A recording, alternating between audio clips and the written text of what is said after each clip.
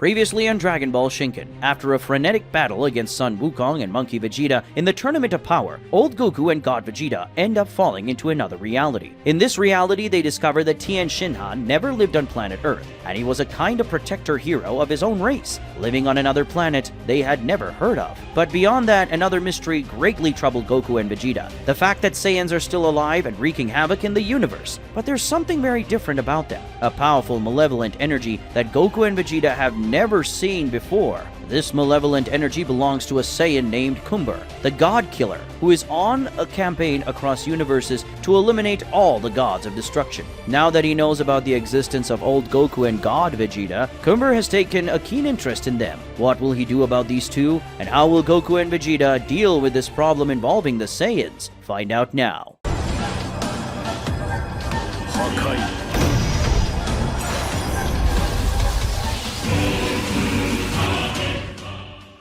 Before I start this video, there's something I'd like to say. Anyone who knows this channel for a while also knows about Dragon Ball Hakai, which is one of the biggest Dragon Ball fan stories in the entire world. Producing Dragon Ball Hakai has been a dream for all of us here at the Hakai channel, especially because of you who really like our story. But unfortunately, Dragon Ball Hakai may end, and the reason for this is that although we love producing this story very much, the production costs are very high, and we are no longer able to sustain this cost alone. To continue with Dragon Ball Hakai, we need the support of those of you who love this story. And you can do it from a very small amount, like $5 a month, by helping the channel financially. In addition to helping continue Dragon Ball Hakai production, you'll have access to benefits that I'm sure you'll enjoy. So, check out our Patreon to find more. I'll leave a link in the description of this video. I'm not kidding, guys. Dragon Ball Hakai needs you to stay alive, so please help us if you can. Episode 13. Goku and Vegeta in danger? The God Killer appears. Goku and Vegeta use instant transmission to a desolate region of space, but they did not expect that place to be empty. In fact, they were hoping that planet Vegeta would be there, as that is where the planet should be located. It was Vegeta who suggested this idea, intending to interrogate the Saiyans about that strange energy they saw the two Saiyans use on Tien's home planet in this reality. Goku tells Vegeta that it's very strange that planet Vegeta isn't there. Vegeta responds by saying that with all the strange things happening, that's the least weird. He deduces that if planet Vegeta isn't there, it's because it was destroyed by Frieza or in some other way in this reality. Or maybe it never existed. Goku says that if they can't talk to the Saiyans, then it's better for them to go to the Earth, where they might be able to gather more information or perhaps collect the Dragon Balls like they did in Wukong's reality. Vegeta agrees and they instantaneously transport to Earth. Luckily, planet Earth is still there, and they end up appearing at Kami-sama's lookout. When they appear, the one who sees them is Mr. Popo, who was taking care of the plants on the platform. Seeing them, Mr. Popo is very surprised and asks who they are and why they're invading this sacred place without permission. Goku tells Mr. Popo that they are Goku and Vegeta and asks if he doesn't recognize them. When Mr. Popo takes a closer look at Goku and Vegeta's faces, he recognizes them and is shocked. Goku and Vegeta are surprised by this and ask what's going on. Mr. Popo starts shouting for Kami-sama, saying that Kakarot and Vegeta have returned. Of course, Goku and Vegeta don't understand what's going on and ask him to calm down and explain what's happening. Mr. Popo says that they should be the ones explaining what's happening, as they should be dead. Dead? Goku and Vegeta ask. Yes, dead. Kami-sama killed you Saiyans many years ago, Mr. Popo replies. What? Don't be ridiculous, God Vegeta says. That old green decrepit man could never defeat me. Old green man? What are you talking about? Mr. Popo asks, surprising Goku and Vegeta. Suddenly from inside the temple, a voice that is very familiar to both of them echoes. Mr. Popo, there's no use wasting time with these two trash. No matter how they return, I will finish them off again. After saying that, this person leaps out of the temple and stands next to Mr. Popo. This person is Yamcha, or rather, God Yamcha. Goku and Vegeta are shocked. In this reality, Yamcha is a god. Yamcha tells the two of them that it doesn't matter how they returned, as the god of Earth will finish them off again. Before hearing any explanation, Yamcha advances against the two of them at an incredible speed and leaves Goku and Vegeta completely impressed. Impatient, Vegeta complains that people keep attacking them every time, and it's wearing his patience thin. Vegeta attempts to land a punch on Yamcha, but to his complete surprise, Yamcha leaps over Vegeta's punch, grabs the collar of the God of Destruction uniform from behind, and tosses Vegeta into the air. After launching launching Vegeta into the air, Yamcha creates a Sokidan and hurls it at him. When the Sokidan hits Vegeta, it simply sticks to his body, and then Yamcha manipulates the energy sphere along with Vegeta downward, toward the planet's surface. Goku asks what he's doing, but to his utter shock, before he can even react, Yamcha's hand is touching his face. While holding Goku by the face, Yamcha starts carrying him, saying that they will fight without damaging the sacred place. Yamcha removes Goku from the platform and then simply tosses him down toward the planet. Both Goku and Vegeta fall toward the planet, with Vegeta carried by the Sokidan, and Goku propelled by Kami-sama's force. Almost simultaneously, they hit the ground with great force, raising a cloud of dust that can be seen from a great distance. When they get up, Vegeta asks what the hell is happening and how Yamcha can be so strong. The god of Earth lands near them and asks who wants to die first. Vegeta becomes furious, telling him to stop acting so superior. The god of destruction launches a powerful straight punch at the god of Earth. But to Vegeta's absolute surprise, Yamcha, with complete calm and smooth movements, simply dodges his punch, effortlessly dealing with Vegeta's attack as he passes right through and hits the tree behind them in a completely uncoordinated manner. When Goku sees this movement, he seems to understand what's happening, but simply can't believe it. Vegeta goes back at Yamcha even angrier, claiming that what he did was just luck. But Yamcha surprises him by intercepting his attack with a powerful kick right to the middle of Vegeta's stomach, sending him back to where he came from, and even further. After pushing Vegeta away, Yamcha quickly moves toward Goku, surprising him with an attack that Goku reflexively dodges, then counters Yamcha in an attempt to stun him and slow down his movements. However, the god of Earth smoothly evades the attack in a majestic manner to Goku's surprise, and then trips him with a graceful sweep. After knocking Goku to the ground, Yamcha leaps and fires a Kamehameha at him, but Goku manages to react quickly, getting up rapidly and using his psychic strength, extends his hand toward the Kamehameha and sends it back to Yamcha, who dodges it. Yamcha is very surprised that Goku avoided his attack in that way, since that energy should have been more than enough to finish him. Afterward, Vegeta returns, cursing Yamcha with great anger. God Yamcha is also surprised to see Vegeta well, as he didn't hold back in the kick, and it should have been enough to kill Vegeta. After seeing that his recent attacks were insufficient to kill these two, Yamcha realizes that they are much stronger than he was expecting. Goku tries to start explaining things to Yamcha, but suddenly he senses something approaching from behind and turns to block. A very powerful kick hits Goku's arms, creating a massive shockwave that sends dozens of trees in the forest flying high. After defending against this attack, Goku sees who the attacker is. It's Krillin. Krillin compliments Goku, saying he was very sharp in noticing his approach and also strong to be able to defend against that attack. Goku, noticing that his arm is injured, says that the blow was indeed very strong, and that Krillin, he knows, could never have done that to him. Krillin joins Yamcha and explains that he noticed a battle was happening, so he came to help. Yamcha thanks Krillin for the assistance, but says it's not necessary since he can handle these two weaklings. What did you just say, you worm? God Vegeta asks, very furious. That's right, just as you heard. God Yamcha responds. And then he says that if before they didn't stand a chance, now with Krillin there, things are going to be much worse. Krillin tells Yamcha that apparently these guys are much stronger than regular people, but he can't stay in the fight for long because he has to go to work. So he suggests to Yamcha that they fight seriously right away and get it over with. Yamcha agrees, saying that there'll be no reason to delay. Suddenly, in the blink of an eye, Krillin and Yamcha transform, and the transformation they are using is none other than Ultra Instinct. Vegeta is in shock at this, wondering how on earth this can be possible. But Goku isn't as surprised, as he noticed that the way Yamcha was avoiding their attacks wasn't normal. Without wasting any time, Krillin and Yamcha launch their attacks. Yamcha attacks Vegeta with a sequence of strikes, surprising Vegeta with very fast, precise, skilled, and powerful blows. But Vegeta also surprises Yamcha because he can handle the attacks, something Yamcha wasn't expecting. At one point, Vegeta counters with a blow that pushes Yamcha from the sky to the ground and tries to follow him to keep striking. However, as soon as he reaches the ground, the God of Earth surprises the God of Destruction by making a move where he falls to the ground, while simultaneously performing a pendulum movement and rises with a double kick to Vegeta's chest, sending him flying backward. While Vegeta is in the desert, Yamcha pursues him to continue the attack, but Vegeta flips in the air and lands safely, immediately firing an energy ball at Yamcha, who stops his advance to dodge it. Vegeta seizes the opportunity to advance with more attacks. God Yamcha, using Ultra Instinct, can predict the movements of God Vegeta, dodging dozens of the Saiyan's God's attacks. But after several dodges, Yamcha counters with a quick punch, but Vegeta is agile enough to block it with his arms. After defending, he smiles at Yamcha while saying that from now on, on, he won't have the element of surprise to give him an advantage. Yamcha doesn't respond but just stares at him with a serious expression. Meanwhile, Goku and Krillin exchange powerful, fast, and precise attacks in the air. Goku is very impressed with Krillin since he has truly mastered Ultra Instinct. Goku says he never imagined that Krillin could become this powerful.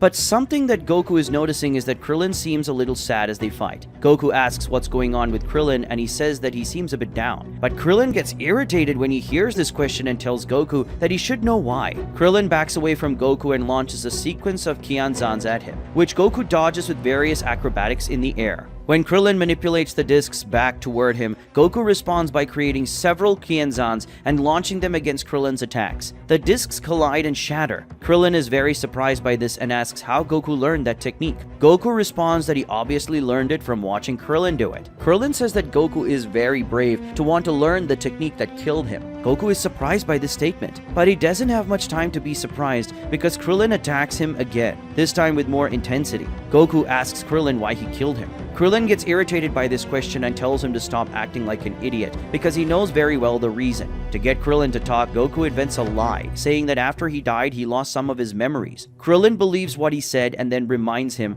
saying that when he was on Earth, he claimed that they were best friends. And then he revealed himself as a Saiyan who came to destroy the entire human race and attacked him. With a clear sadness on his face, Krillin remembers how Goku, who was actually named Kakarot, tried to kill him in cold blood, saying that a Saiyan has no friends and that he was just one of his prey. Goku begins to understand what happened. He deduces that in this reality, he was indeed sent to Earth to destroy the planet and must have pretended to befriend the people of the planet to learn more about them and strengthen himself before launching the attack. After understanding the situation, Goku apologizes to Krillin, saying he's very sorry. But Krillin pretends to be detached, saying it's been a long time and he doesn't care, since he's not that sentimental young man anymore. But Goku realizes that things aren't like that and calls Krillin a liar. For a brief moment, Krillin lets his emotions take over, causing his Ultra Instinct to falter. It's during this brief moment that Goku seizes the opportunity to deliver a strong punch to the short guy's face, sending him plummeting from the sky to the ground. Krillin rubs his own face, even claiming to feel pain in his non-existent nose. It doesn't take long for Yamcha to fall near him, a fall that resulted from some attack that Vegeta launched against him. While rubbing his head, God Yamcha says that these guys are very strong. Krillin agrees and says they'll have to put in a lot of effort. Vegeta and Goku land near them. Vegeta is especially irritated and complains that he never imagined he would have to work so hard to beat the idiot Yamcha. God Yamcha hears this and asks what he's talking about, since he was the one who killed Vegeta many years ago, and his companion Nappa too. In fact, Yamcha asks why Nappa didn't come with them. Of course, Vegeta still doesn't understand anything, but Goku has a good grasp of the situation and explains to him that in this reality, he was sent to Earth to destroy the Earthlings, but he failed thanks to Krillin. So probably Vegeta, Nappa, and Raditz came later to try to complete the mission. Kakarot couldn't, but they ended up being killed as well. Vegeta is a bit annoyed by this, saying it's depressing to think that he was defeated by Yamcha. God Yamcha says he doesn't like the way Vegeta is talking, and then guarantees that from now on he will use his full power. Yamcha starts to concentrate the energy, releasing an aura of power so intense that it makes the whole earth shake. Goku and Vegeta are impressed by the power he's unleashing, as they didn't imagine he was even more powerful than he was demonstrating. Krillin says that from now on he won't let his past emotions interfere, and then he also starts to release even more power. Yamcha and Krillin's energies are so intense that they cause various climate events to occur throughout the region and possibly the entire Earth. Yamcha tells Krillin that they must finish their fight quickly or else the whole Earth could be destroyed. Krillin agrees, but suddenly a shout that echoes throughout the region can be heard. "Stop!" the voice says. When they hear this voice, everyone knows who it is. Jumping out of the middle of the trees, the one who has just arrived lands near Yamcha and Krillin. "Master Roshi?" Goku explains, completely shocked and amazed. Indeed, it is Master Roshi, but he's young. Vegeta asks what's going on and how that old, decrepit man can look like this. Master Roshi speaks to Yamcha and Krillin, scolds them for releasing such a large amount of power because it could be dangerous for the Earth. They apologize but justify it by saying that these guys are really strong. Master Roshi doesn't accept this justification and says that he taught them a long time ago not to combat raw power with raw power but with technique. While turning to Goku and Vegeta, he says he will show his disciples how it's done. Vegeta is very irritated by this, releasing his destruction energy aura while pointing at Master Roshi and saying he's run out of patience. But before Goku could stop him, Vegeta lands a Hakai at Master Roshi in the form of a purple energy sphere. But Master Roshi, demonstrating absolutely incredible technical ability, touches the energy sphere from Vegeta in such a light manner that the spear doesn't explode in his hand. He then channels the energy smoothly and launches it back at Vegeta. Kakarot, dodge! Vegeta shouts as he and Goku see the attack coming back in their direction. A massive explosion occurs in the area, caused by Vegeta's Hakai, but fortunately both he and Goku escape with a jump. At an incredible speed, Master Roshi exits from where he is and appears in front of Goku, who in a reflex action tries to punch him, but his hand is captured by Master Roshi, who effortlessly manipulates it through his hand, and when Vegeta approaches, he launches Goku at him. Goku and Vegeta return together to attack Master Roshi, who surprisingly dodges the attack from both of them, and in one of those dodges he makes Goku kick Vegeta. And after Vegeta is stunned by Goku's blow, Kame hits him with a wave of energy that sends him flying. Goku continues to try to hit the master, who dodges his attacks with unbelievable skill. Goku already understands what's happening. Is this Ultra Instinct? Isn't it? And it's much more refined than Yamcha and Krillin's, Goku comments. Master Roshi confirms, although he's surprised that Goku knows this technique. He says that of course his Ultra Instinct is better than Krillin and Yamcha's because he was the one who taught them. Goku attempts a kick that Roshi defends by grabbing his leg